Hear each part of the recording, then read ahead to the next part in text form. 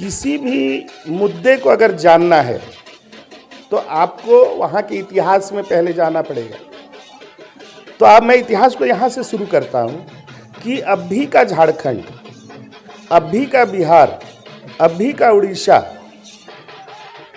अभी का बांग्लादेश और अभी का पश्चिम बंगाल, ये पूरे एक बंगाल प्रांत थे जहाँ 1765 में अंग्रेज आते हैं दीवानी पावर लेकर, यानी सिविल पावर लेके आते हैं। वो दीवानी पावर में क्या था कि वे यहाँ पर कर कि इस पूरे बंगाल में वे लोग कर की वसूली करें। तो करों की वसूली करने के लिए वे बंगाल प्रवेश करते हैं। उसी समय वे छोटा नागपुर के पठार में भी प्रवेश करते हैं। और छोटा नागपुर के पठार का इतिहास है कि यहाँ पर कभी कोई भी बाहरी प्राचीन समय का राजा जिनका नाम हम लोग जानते हैं वो कभी भी इनके शासन के अंदर में नहीं रहे। यानी 1765 से पहले यहाँ के लोग कैसे शासित होते थे। तो मैं बताना चाहूँगा कि यहाँ के कुर्मी,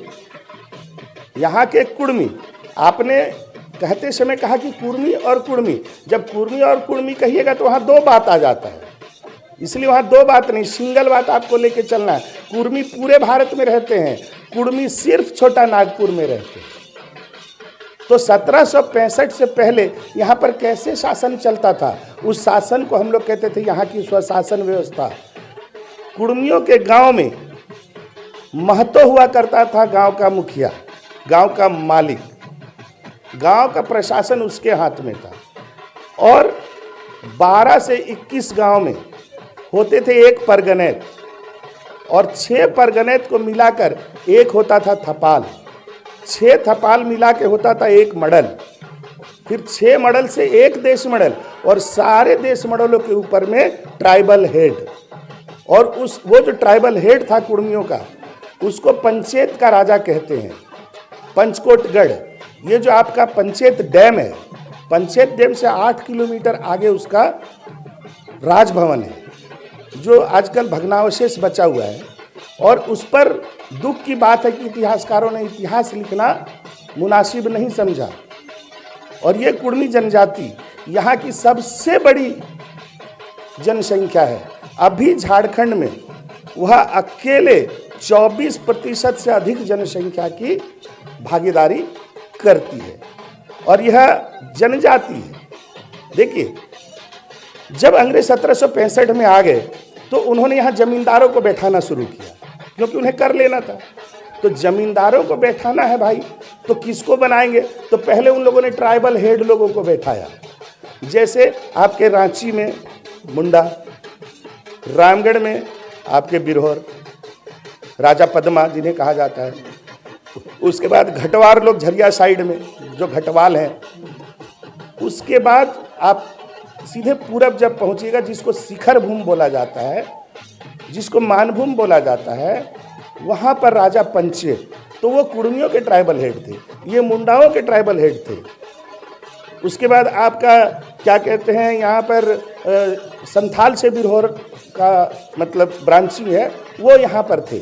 उसके बाद आपका क्या कहते हैं, बड़ा भूम है, उधर में आपका बरहा भूम है, तो वहाँ पर बावरी राजा था, भूमिज राजा था। तो जितने भी ट्राइब थे उनको जो है बड़ा बड़ा जमींदार बना दिया गया। First round. सेकंड में बनाएगा जो कुछ दबंग थे, जिनका कुछ गांव में दबंग ही चलता था।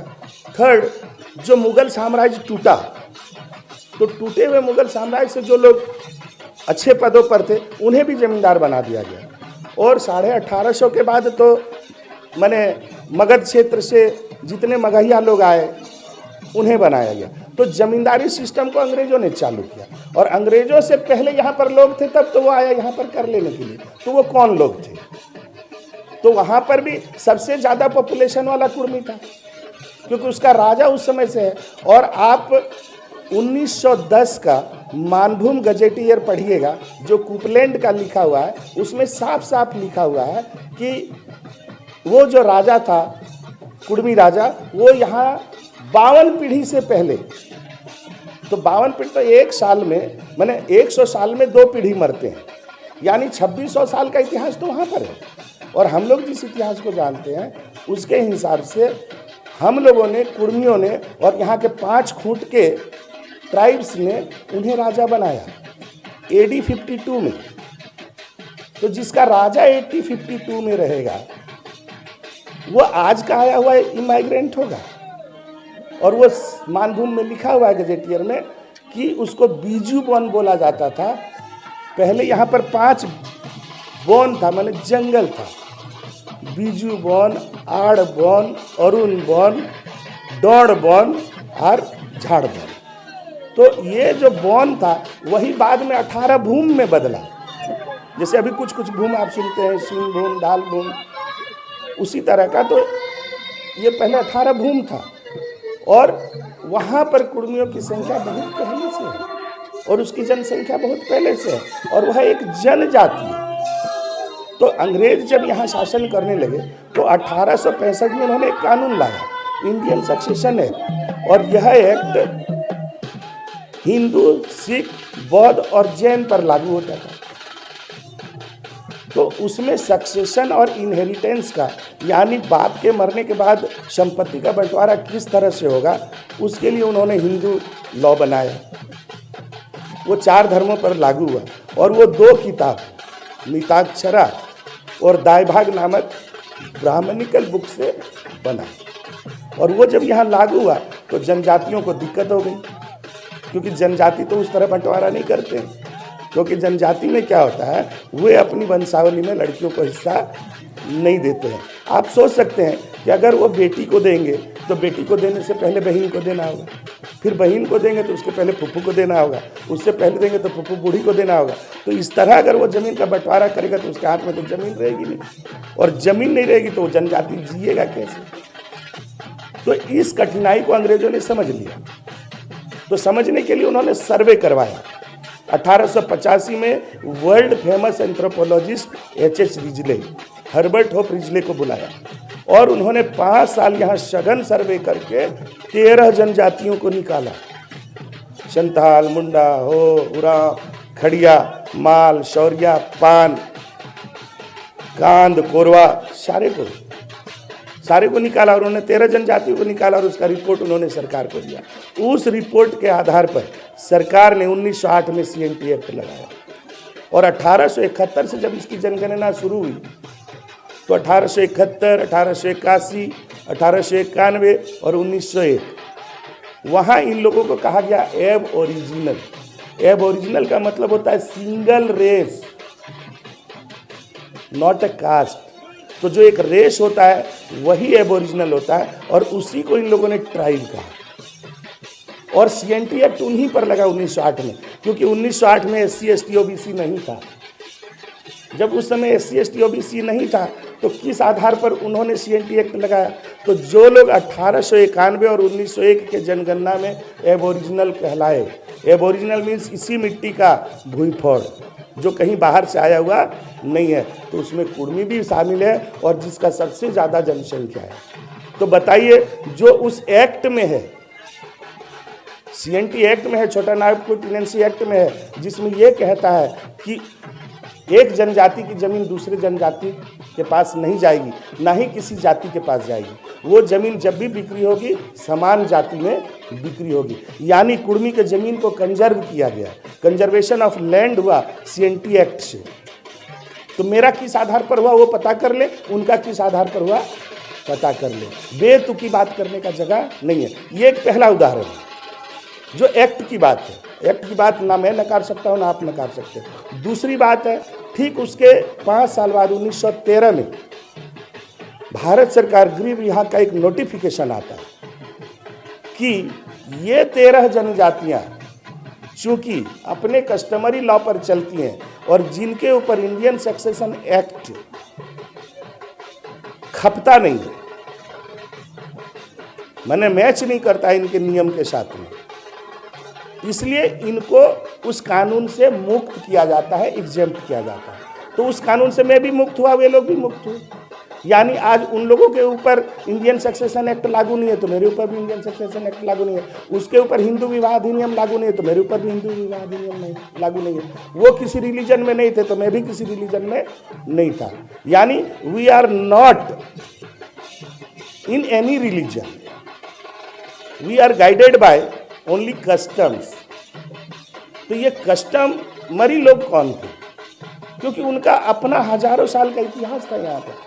आप सोच सकते हैं सर कि कुर्मी लोग जो बसे हुए हैं यहाँ पर, उत्तर में पारसनाथ, दक्षिण में मयूरभंज, पूरब में मेदिनीपुर और पश्चिम में सरगुजा था।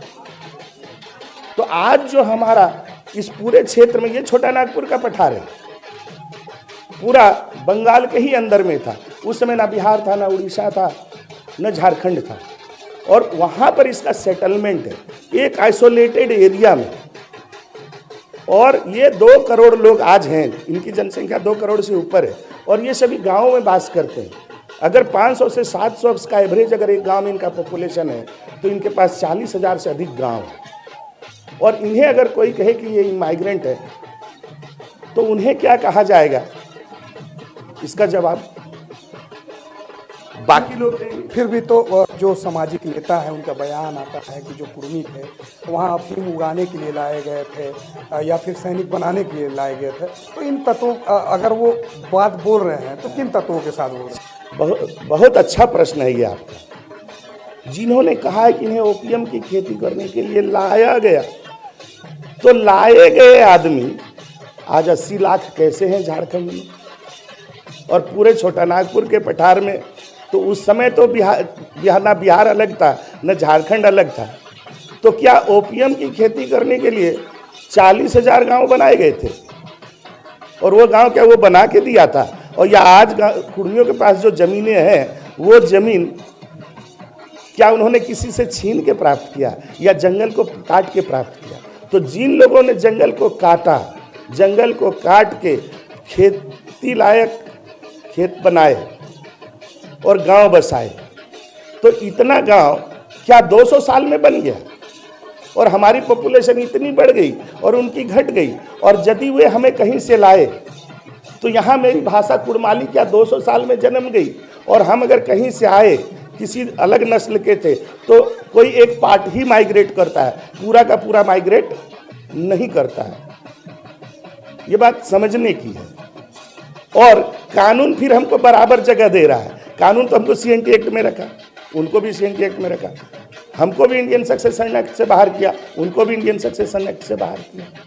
और वे हमारी भाषा जानते हैं, हम लोग उनकी भाषा नहीं जानते हैं। तो जो जिसके देश में आता है, जिसके मिट्टी में आता है, उसका भाषा उसको जानना होता है। आज भी उन लोग झूमर गाता है, कौन गाता है मुंडारी में, कौन गाता है संथाली में, कौन गाता है कुड़ुक में, सब गाते हैं नगपुरिया में। और नगपुरिया कहाँ से जन्मी, ये समझने वाली बात है। अरे बहुत टाइट बोलेंगे ना तो यही बोलेंगे कि 12 मासे 13 पर्व कुर्मियों का है, और उन्हीं पर्वों को कहा जाता है झारखंडी संस्कृति। और अगर हम दूसरे भाषा से, दूसरे जगह से आए होते तो मेरी भाषा दूसरी होती, और हम जिस भाषा को बोल रहे हैं वो भाषा कहीं ना कहीं मिलती। लेकिन ये सब छोड़िए, ये सब तो बकरबकी है। लेकिन जो मैं टेक्निकल बात बोल रहा उस पर ये क्यों नहीं बोलते हैं? आपने कस्टमरी लॉ के बारे में बोला। कुछ दिन पहले एक बयान आया एक बड़े नेता कि उन्होंने समय पे जनेऊ भी धारण किया, रीति रिवाज के साथ पूजा भी किया। इन बातों को किस तरह से सुनिए, देखिए, जब आप इतिहास में घुसिएगा ना तो हिंदुआइजेशन यहाँ कभी न कभी तो शुरू हुआ है। जब हिंदुआइजेशन पर जाइएगा तो क्या सिर्फ कुर्मियों का हिंदुआइजेशन हुआ? उनका हिंदुआइजेशन नहीं हुआ है, उनका तो क्रिश्चियनाइजेशन भी हुआ है। हम कहते हैं अगर हमारे 3 लोग पैता पहन लिए, सूता बांध लिए, तो क्या उनका नस्ल बदल गया? A tribe is a race. Always go to the definition कि हु इज ट्राइब। तो tribe is a race. A tribe has its own custom, culture and language। वो मेरे पास है या नहीं?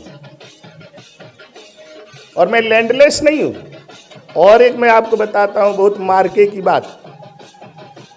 जितने भी देशी धान हैं आप उनके क्षेत्रों में जाकर पूछिएगा। 2014 का रिसर्च है बिरसा एग्रीकल्चर यूनिवर्सिटी का कि कौन से रीजनल धान लगाते हैं वे लोग। वहाँ 200 धान का नाम है सर, और वो सारे के सारे नाम कुड़माली में है। तो कुर्मी अगर ओपीएम का खेती करता तो वो 200 धान जो बिरसा एग्रीकल्चर यूनिवर्सिटी रिसर्च करके निकाला है 2014 में, अधिसूचित क्षेत्र में, शेड्यूल एरिया में, उरांव है, मुंडा है, संथाल है, और वे लोग इस धान को लगाते हैं और बोलते हैं कि ये देसी धान है, लेकिन उसका नाम तो मेरे भाषा में है, कुड़माली में है, खैरका खोची। खैरका का मतलब आप नहीं समझ सकते। खैरका माने होता है वो जो बांस की लंबी सी होती है, खोची जिसका कि खोच लगता है। तो ये खैरका खोची किसकी भाषा है? और तुम खैरका खोची लगाते हो। तो वहां दोष है। तो जो जिसका, अरे कुर्मी तो जन्मजात धान कृषक रहा है। इसका प्रूफ ये है कि उसके जो 12 मासे 13 परब है वो धान चक्र आधारित है। धान का फेज जैसे जैसे बदलता है उसी फेज के अनुसार उसके परब है। जो रोहन में आप बीज डालें वो आषाढ़ में जाके रोपने लायक होगा, उस समय एक परब होता है।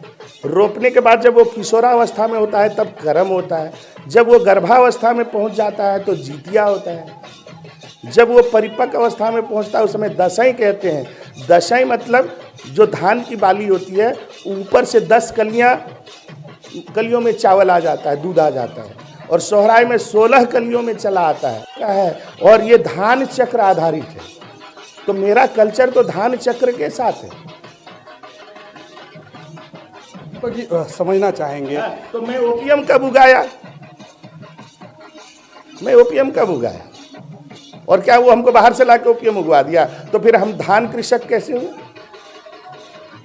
और अगर इतनी बड़ी जनसंख्या ओपीएम उगाती थी तो धान अरज के इन लोगों को खिलाता कौन था? इन लोगों का ही माइग्रेशन का इतिहास है। कुर्मियों का ही माइग्रेशन इतिहास आज तक कोई नहीं जान पाया है।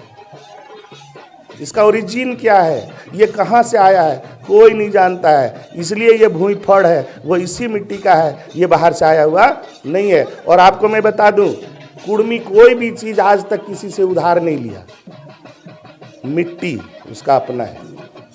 मिट्टी यानी खेत और गांव। उसके बाद भाषा उसकी अपनी है, संस्कृति उसकी अपनी है, उसके अपने 13 देवी देवता हैं। बाघुत कुदरा, दुआर सीनी, चेड़ी गोसाई, डीनी माय, बड़ो पहाड़, चांदराय, गोरैया, सूरज महाराय, गांव ग्राम, महामाय, रंगाहाड़ी, रंगाबुड़ी और भूत पीड़ा। उसके अपने 13 देवता हैं और 13 परब है। जो अखाइन यात्रा 15 जनवरी से शुरू होता है, जिस दिन हम लोग पहली बार हल जोतते हैं, वहीं पर हम लोग कहते हैं अखाइन यात्रा, आखाइन यात्रा। इसका पूरा सिस्टम है सर, अपना लैंग्वेज सिस्टम है, अपना गॉड सिस्टम है। और जितने को इसने गॉड माना है वे सारी प्राकृतिक शक्तियाँ हैं। बाघुत कुदरा जो मैं बोला वो उत्तर पश्चिम कोना, जिसको भंडार कोण कहा जाता है, जहाँ से काले बादल गरजते हुए आते हैं और खूब पानी बरसता है, उस देवता को हम देवैता हम लोग बोलते हैं, देने वाला। यानी जो धान का वृद्धि कराएगा वही मेरा देवता है। उसके बाद जो दुआर सीनी है उसका दूसरा नाम है बान सीनी। द्वार मने दरवाजा, सीनी मने पानी का दरवाजा, बान मने धान, सीनी मने पानी। जिधर से उसको हम लोग झैर कुंड बोलते हैं, मैंने रोपा रोपने के बाद जहाँ धीरे धीरे धीरे पानी झैर जैसा बरसे ताकि धान बह न जाए। इधर है आपका दक्षिण पूरब कोना जो है हमारा, उसको हम लोग कहते हैं दीप कुंड, मैंने जिधर से हीट आती है। अभी आप बैठे हुए देखिएगा उसी दिशा से हीट आ रही है। उसके बाद है हमारा पूरब उत्तर कोना, उसको हम लोग कहते हैं डीनी कुंड, मैंने धान का कुंड। जब ये दो कोने से पानी नहीं बरसता है तो उधर से बंगाल की खाड़ी की पानी आती है जो 3 दिन 5 दिन 7 दिन तक लगातार बरसता है, उस समय हम लोग धान रोप लेते हैं। बड़ो पहाड़ है, वहाँ से हमको बहुत फायदा है। वो देवैता है, हमको देता है, उसकी पूजा हम करते हैं। उसका गौरैया है, माने वो शक्ति जो हमारे गोवंश को बढ़ाती है। उसके बाद है गांव ग्राम है, वो हमारा पुरखा थान है। उसके बाद महामाया, महामाया मैंने धरती मैया। तो रांगाहाड़ी जो था वो हमें खेत खोज कर देता था उस स्थान को जहाँ पर हम खेत बना सकते हैं। और रंगा बूढ़ी जमीन की उर्वरा शक्ति को बढ़ाने वाली है। तो ये तो सारे हमारे प्राकृतिक शक्तियाँ हैं जो हमारे देवी देवता हैं।